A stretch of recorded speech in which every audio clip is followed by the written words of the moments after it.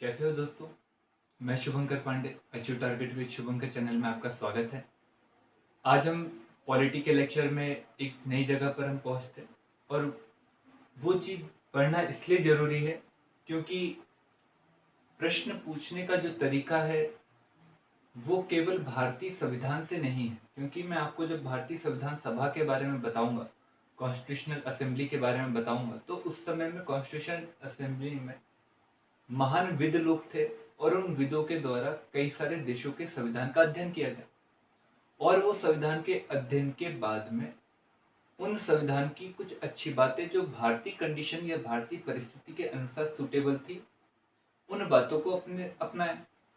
और अपनाया तो क्यों अपनाया, किस लिए अपनाया, किन परिस्थिति में उसमें परिवर्तन किया या किया जा सकता है, इसके बारे में जो प्रमुख ड्राफ्ट कमेटी के जो अध्यक्ष थे B.R. अम्बेडकर साहब, उनके द्वारा उसके विषय में कहा गया।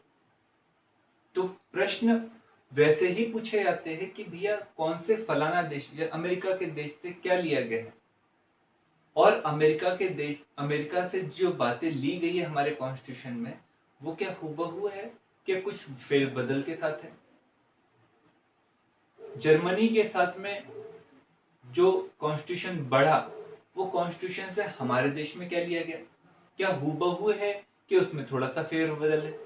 तो ये सब चीजें हमें पढ़ना है। अगर मैं केवल बोल दूंगा कि हाँ 11 देशों से या 10 देशों से जो बातें ली गई है वो ये है, तो आप सीधे बातों को रट लोगे। पर वही बातों को यदि हम एक एक देश को कंट्री वाइज लेकर चलेंगे कि भैया इस कंट्री का कॉन्स्टिट्यूशन ऐसा है, इस कंट्री का कॉन्स्टिट्यूशन ऐसा है, तो हम ये समझ पाएंगे कि भैया हाँ हमारे देश में ऐसी व्यवस्था नहीं है। तो मतलब याद नहीं करना पड़ेगा, केवल समझ के ही काम आगे बढ़ जाएगा। तो हम यहाँ पर बातें देखने की कोशिश करते हैं कि विभिन्न देशों का संविधान, विभिन्न देशों का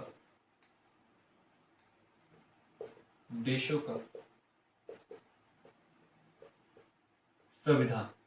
अब ये विभिन्न देशों का जो कॉन्स्टिट्यूशन है, इसमें हमें कौन कौन से देशों को देखना है। ब्रिटेन,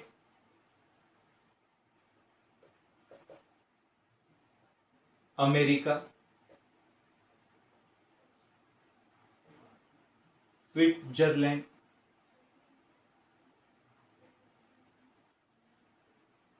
जर्मनी, ठीक है। और थोड़ा सा हम कनाडा के बारे में देख लेंगे बातों के रूप में। जापान के बारे में ज्यादा है नहीं, वो हम देख लेंगे। तो हम ये 3 प्रमुख देशों के बारे में तो पढ़ने की कोशिश करेंगे, साथ में जर्मनी की कुछ बातों को पढ़ने की कोशिश करेंगे, कनाडा की कुछ बातों को केवल आपको बताएंगे, और जापान की कुछ बातें जो कॉन्स्टिट्यूशन में ली गई है उन बातों को बताएंगे। क्योंकि जर्मनी और कनाडा का कॉन्स्टिट्यूशन कहीं ना कहीं मिलता जुलता है अमेरिका के कॉन्स्टिट्यूशन से, और इसलिए हम ऑस्ट्रेलिया के कॉन्स्टिट्यूशन को भी ज्यादा नहीं पढ़ेंगे, क्योंकि ऑस्ट्रेलिया का जो कॉन्स्टिट्यूशन है, संविधान है, वो भी अमेरिका के संविधान से मिलता जुलता है। तो मतलब अमेरिका के संविधान को पढ़ लिए तो आपको जापान, कनाडा और ऑस्ट्रेलिया का कॉन्स्टिट्यूशन अपने आप हो जाता है। पर उसमें हम एक कॉन्स्टिट्यूशन को जरूर खास तौर पर पढ़ेंगे, वो है फ्रांस का कॉन्स्टिट्यूशन। तो प्रमुख रूप से ब्रिटेन, अमेरिका, स्विट्जरलैंड और फ्रांस, साथ में जर्मनी के कुछ बातों को पकड़ने की कोशिश करेंगे। इतने देशों के कॉन्स्टिट्यूशन को हम देखकर समझकर आगे की राह को पक्का करने की कोशिश करेंगे। तो यहाँ तक कि आपको रोड मैप समझ में आ गया कि हमें क्या क्या पढ़ना है। तो ये बातें को हमें पढ़ना है। अब आप लिखिए ब्रिटेन का कॉन्स्टिट्यूशन। अब ब्रिटेन का कॉन्स्टिट्यूशन है तो कई सारे बच्चे लूसेंट पढ़े होंगे या फिर अन्य जो किताबें आप पढ़ कर रखते हो, वो आपने कई सारी किताबों को पढ़ा होगा। अब कई सारी किताब या गाइड कहूँ तो आपने पढ़ा होगा कि भैया कई सारी किताबें हैं और उन किताबों में लिखा जाता है ब्रिटेन का जो संविधान है, ब्रिटेन और ब्रिटेन के संविधान की जो सबसे पहली विशेषता है, वो विशेषता है अलिखित संविधान। अलिखित संविधान मतलब लिखा हुआ नहीं है। बच्चे प्राय ये अर्थ लगा, अलिखित संविधान का मतलब यह है कि जिस प्रकार से भारत के शासन को चलाने के लिए एक बैठक हुई और उस बैठक में उसे संविधान सभा कहा गया और उसके द्वारा एक संविधान का निर्माण किया गया और उस संविधान के कुछ प्रोविजन के आधार पर भारत आगे शासन करा। 1949 से आगे जो शासन किया वो एक डॉक्यूमेंट के आधार पर किया गया। उस डॉक्यूमेंट की हमने कभी अवहेलना करने की कोशिश नहीं की और ये सब हुआ संविधान सभा के द्वारा। तो संविधान सभा ने बैठकर कई सारे बातों को लिख लिया, हम इन बातों का पालन करेंगे। ये हमारे देश में हुआ था। पर यहाँ पर क्या हुआ, ऐसी कुछ बातें हुई। यहाँ पर जो संसद कानून बनाती है वो जो जनता कभी कभार बोलती है वो, और न्यायालय जो निर्णय देता है वो, वही क्या बन जाता है, कानून। वही क्या बन जाता है बेटा, कानून। तो स्वाभाविक रूप से संविधान सभा के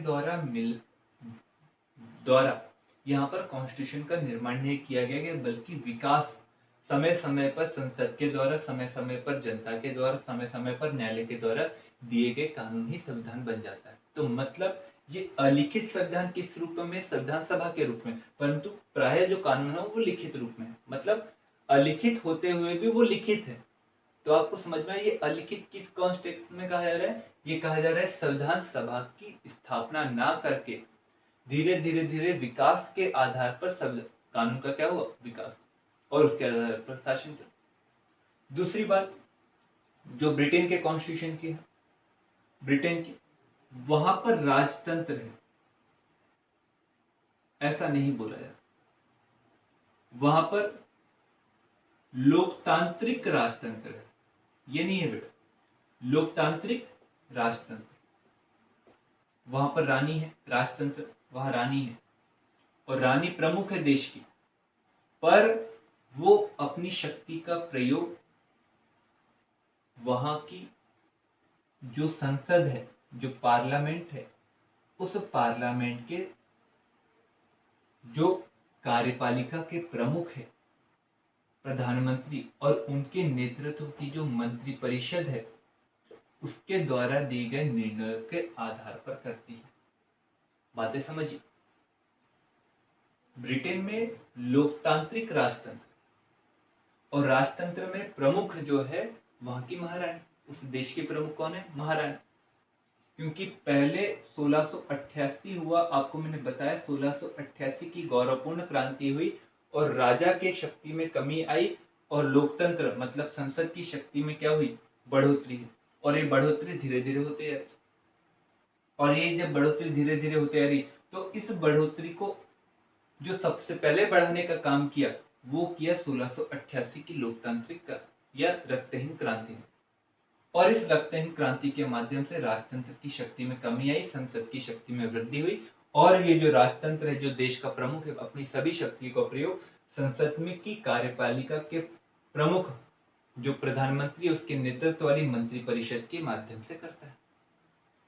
अब आपको ये समझ में आ गया। तो मतलब ब्रिटेन में क्या है बेटा, लोकतांत्रिक राजतंत्र, उसका प्रमुख कौन है, महारानी। परंतु किसकी, वो स्वविवेक से काम करते हैं क्या, नहीं करती। किसके विवेक, कौन के, किन व्यक्तियों के कहने पर करती है, कार्यपालिका के कहने पर। कार्यपालिका का प्रमुख कौन होता है, प्रधानमंत्री, और वो अकेले निर्णय लेता है क्या, नहीं, उसके साथ कौन रहती है, उसकी मंत्री परिषद या कैबिनेट।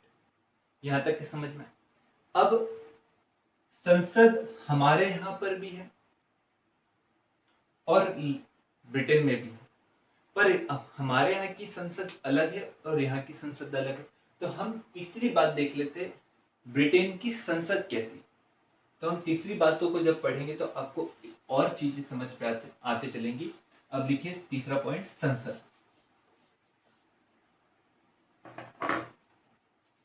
तीसरा पॉइंट क्या है बेटा, संसद। संसद जो है, जैसे भारत में आप पढ़ेंगे संसद, ये संसद दो प्रकार की हमारे यहाँ।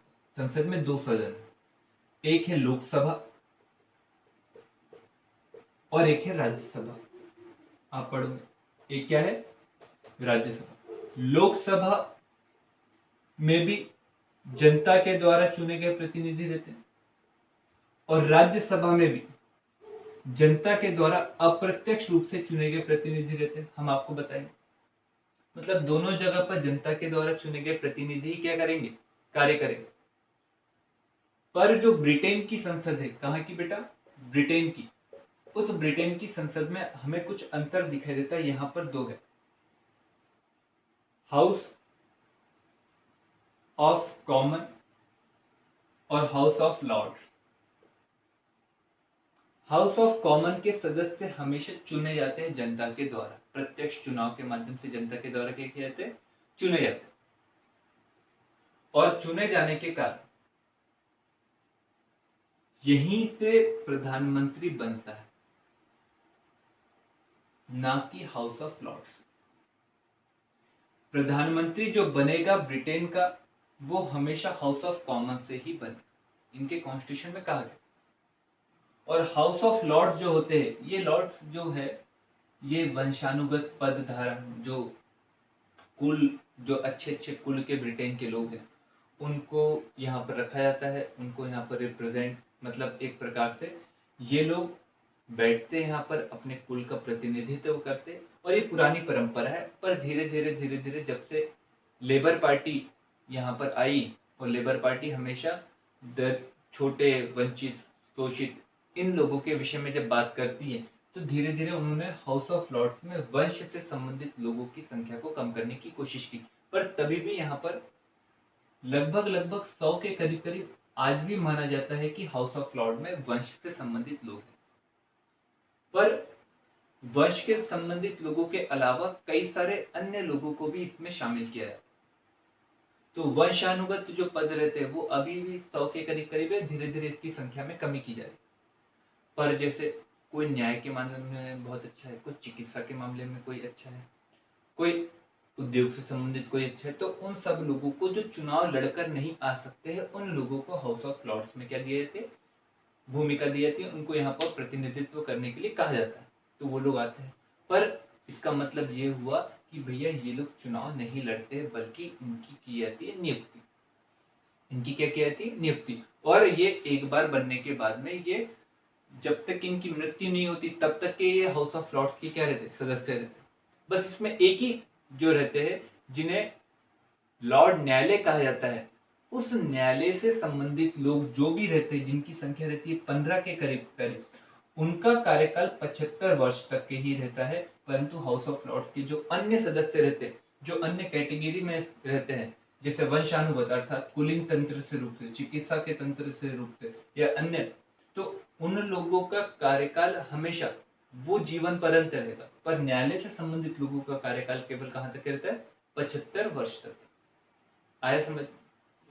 इसका मतलब यह है कि ब्रिटेन का जो न्यायालय है, जो सर्वोच्च न्यायालय है, वो हाउस ऑफ लॉर्ड्स ही, और हाउस ऑफ लॉर्ड्स के न्यायाधीश ही वहां के सर्वोच्च न्यायालय के रूप में कार्य करते हैं। वहां पर भारत की तरह अलग से न्यायालय नहीं है, वहां पर हाउस ऑफ लॉर्ड्स ही कभी कभार न्याय के लिए कार्य करता है।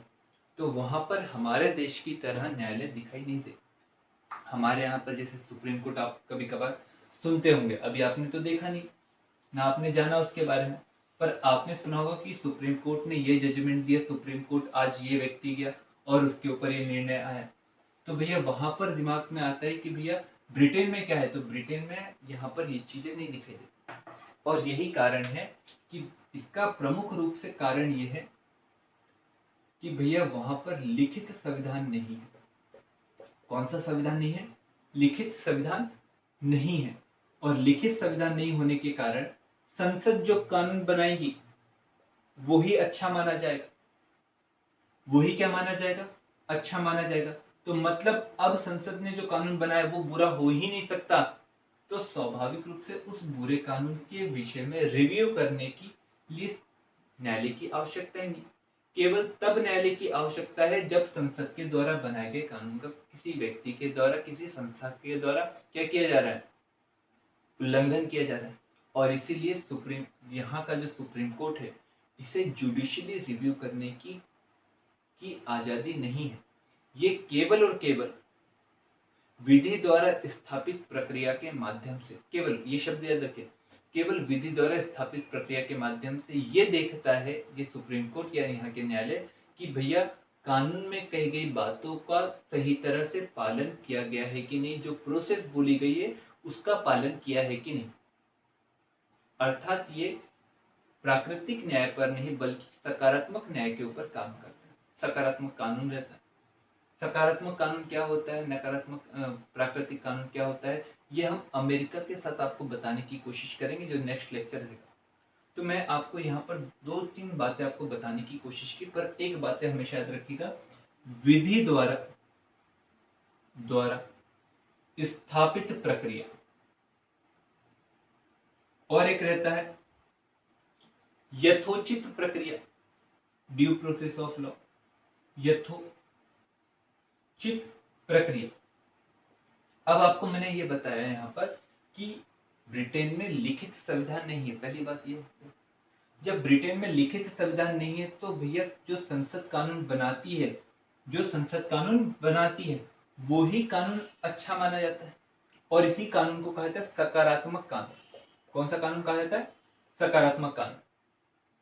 अब ये जो कानून बनाया जाता है, ये कानून के कोई अगर उल्लंघन कर रहा है तो वो व्यक्ति को दंड देने के लिए सुप्रीम कोर्ट कोई अगर जाता है तो सुप्रीम कोर्ट ये देखेगा कि भैया इस व्यक्ति को जो दंड दिया गया है वो कानून के अनुरूप है क्या नहीं, और कानून में दी गई बातें, कही गई बातें, उसका फॉलो किया गया है, उसे फॉलो किया गया है कि नहीं।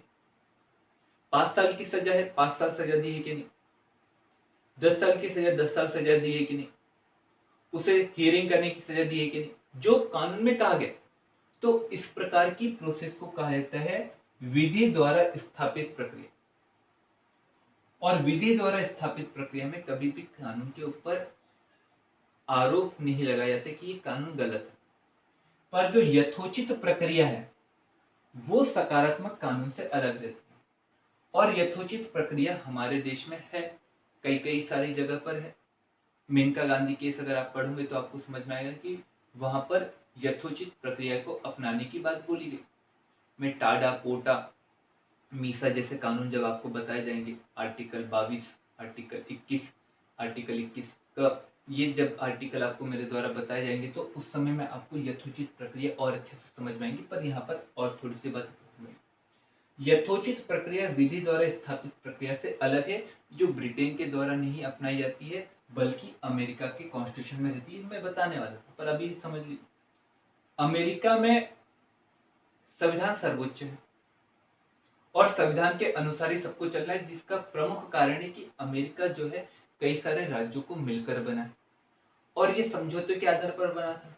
तो भैया समझौता मतलब लिखित रूप, और वही क्या कहलाता है, उसके अनुसार ही शासन करना, मतलब एक मेन डॉक्यूमेंट्स है और उस मेन डॉक्यूमेंट्स को ही क्या कहा जाता है, कॉन्स्टिट्यूशन। और उस कॉन्स्टिट्यूशन का पालन करना सबके लिए जरूरी है, और उस कॉन्स्टिट्यूशन के पालन के आधार पर कानून बनाया जाता है। किसके द्वारा बनाया जाता है? वहाँ की जो पार्लियामेंट, जिसे कांग्रेस कहा जाता है, उसके द्वारा बनाया जाता है। पर वो कांग्रेस के द्वारा बनाया गया कानून कभी कभार गलत भी हो सकता है।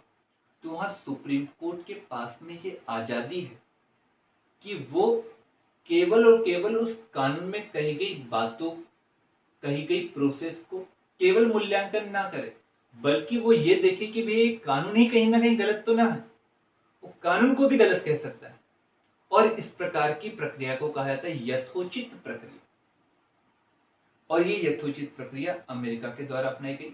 भारत के मूल कॉन्स्टिट्यूशन में विधि द्वारा स्थापित प्रक्रिया को रखा गया, और जब मेनका गांधी केस आया तो उस समय में सुप्रीम कोर्ट के द्वारा कहा गया कि हमारे देश में विधि द्वारा स्थापित प्रक्रिया के साथ में यथोचित प्रक्रिया भी है, और ये यथोचित प्रक्रिया का सीधा सीधा संबंध है सकारात्मक कानून से नहीं बल्कि प्राकृतिक कानून से, जो प्रकृति के द्वारा मनुष्य को दिए।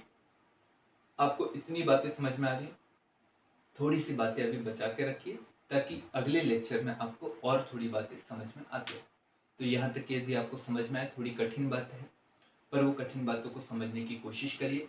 पहला क्वेश्चन लिखिए, ब्रिटेन में प्रधानमंत्री किस सदन का होता है? दूसरा प्रश्न, ब्रिटेन का संविधान संविधान सभा के द्वारा बनाया गया? हाँ या ना में जवाब। तीसरा, ब्रिटेन में संविधान सर्वोच्च है कि संसद सर्वोच्च है? आपके पास ये तीन प्रश्न है। तीन प्रश्नों को सॉल्व करिएगा और तीन प्रश्नों को सॉल्व करके कमेंट बॉक्स में जरूर लिखिए। Thank you.